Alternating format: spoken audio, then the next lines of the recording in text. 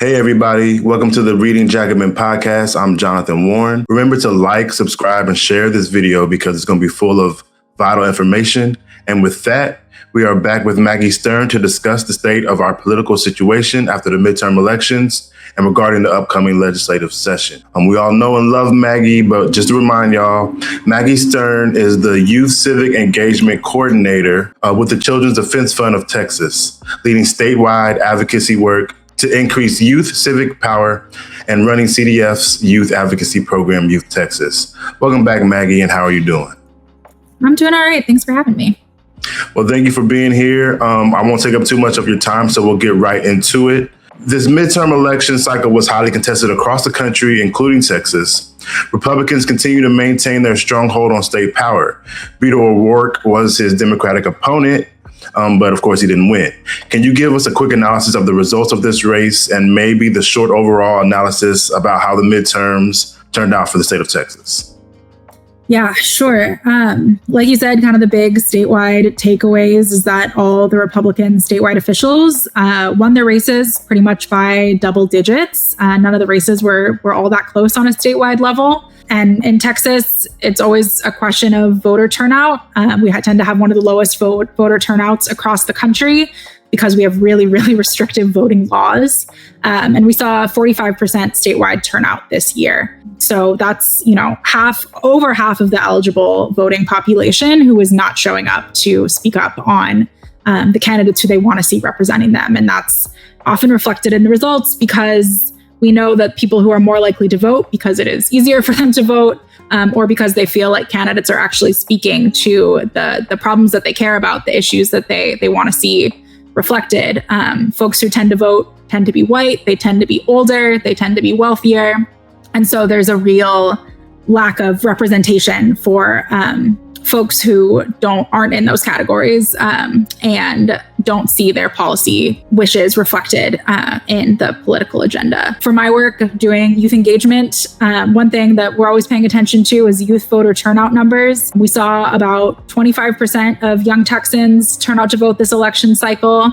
That's compared to 59% of voters aged 50 and up. So like I said, older voters have a much larger voice in the people who are getting elected and the policies that are getting passed, even though there's a huge population of young Texans who have a really different vision for what this state could look like. And like I said, there's a lot of reasons for lower youth voter turnout. So, statewide level, pretty much the same as we've seen in the past. There was also a lot of focus on local races, particularly school board races, where we've seen a lot of vitriol, political targeting of school board candidates.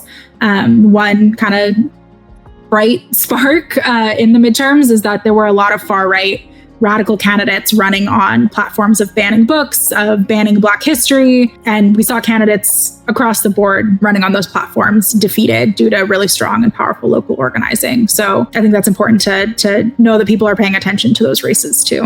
Yes. And so I know you mentioned, certain people needing to be at the table and whatnot. So can you explain what is or will be the immediate impact of the election results in Texas? Yeah, so the officials who were elected from the state level down to the local level make decisions on laws that affect all of us every single day. And it's really concerning that after 2 years of really, really dangerous and damaging policy that has harmed all of us, that there weren't any electoral consequences for that. So, 2 years ago, we had a statewide blackout where people lost their lives. Electric bills were difficult for folks to pay. I know everyone that I know experiences like trauma every winter when it is cold again and we're wondering if the power is going to stay on. Basically, nothing has been done to prevent that from happening again in the future. But there weren't any consequences for folks refusing to take action to fix the grid. The Uvalde shooting happened last year.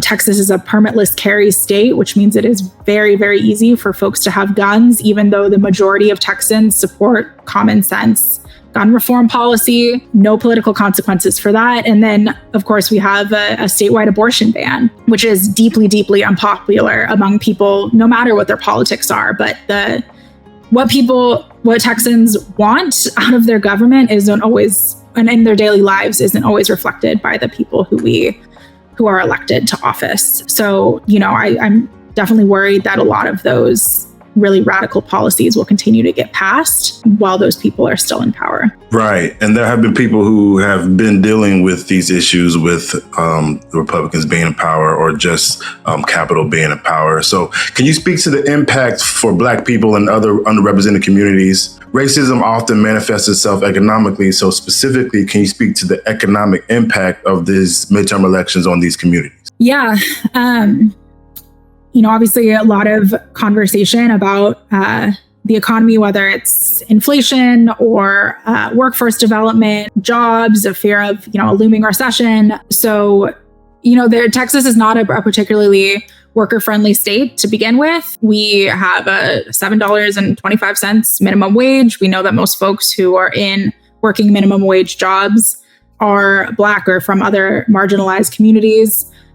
So a lack of, worker protections in general is really, really harmful. We also have heard a lot of talk this year in the upcoming legislative session about wanting to use the statewide budget to deliver huge property tax cuts, essentially. And I'm not a tax policy expert by any means, but, folks like our partners at Every Texan, other organizations who do tax policy, economic policy, are really concerned that property tax cuts tend to benefit white, wealthy folks who can afford homes in the first place, while a majority of renters are Black and brown working those minimum wage jobs are not likely to see any benefits from those cuts. So just the way that the budget is determined and who is actually getting resources is very much determined by who we elect to power. And then things like that we don't usually think of as, economic issues necessarily, but, abortion is an economic issue.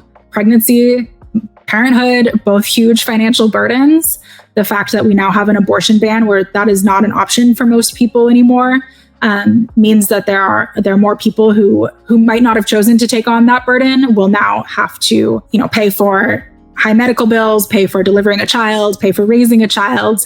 We also know, we just saw the latest maternal mortality numbers, that Texas has one of the highest Black maternal mortality rates in the country. And then for folks who are able to get abortions, who do want abortions, a huge financial cost of needing to travel outside of the state and miss work days and things like that. So I think, the economic impact is in all these policies that we're talking about, but the people who aren't represented at the table are the most likely to face the worst harm from the policies that are being passed. So along those same lines, we've seen targeted political attacks on the LGBT community here in Texas. Even more, we have seen loud support from both sides of the issue. Also, we have seen extra vitriol for the transgender community. Can you give us any more insight into the challenges this community will face now after the midterm elections? Yeah, absolutely. I think in terms of policy and laws that are being passed, there's kind of three big areas that we're really worried about that LGBTQ folks need to be, and all of us really need to be really paying attention to. One is healthcare, making sure that queer folks have access to the healthcare that they need, not just in terms of, we've heard a lot about gender affirming care, making sure that trans and non-binary folks have the medical support that they need to make decisions with their doctors about their own bodies, their own identities, but even just thinking of, whether doctors are able to discriminate against LGBTQ plus patients. We've seen a lot of conversations about, so-called religious liberty, folks being able to opt out of serving people depending on their sexuality, their gender. We know historically that has also meant people deciding not to serve people based on their race. Those sorts of discriminatory healthcare policies can really affect people's health, their ability to receive healthcare, and it then has a lasting impact on themselves and everybody in their lives. So healthcare is a huge one. There's been an ongoing conversation with Child Protective Services about whether trans youth and the families who love them, whether supporting your trans or non-binary or LGBTQ plus child can be considered child abuse. Obviously, supporting your kid to be who they want to be is good parenting.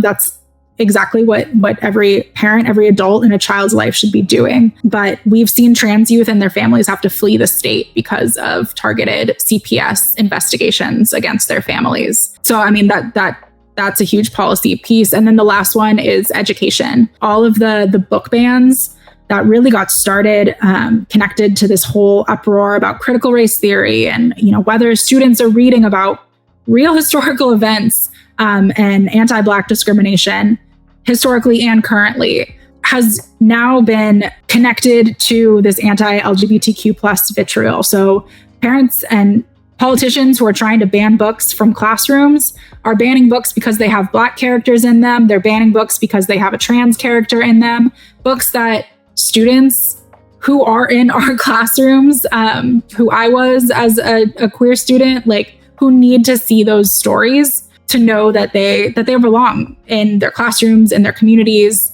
that they are not alone, and that they, have every right to participate just as much as their straight or white classmates do.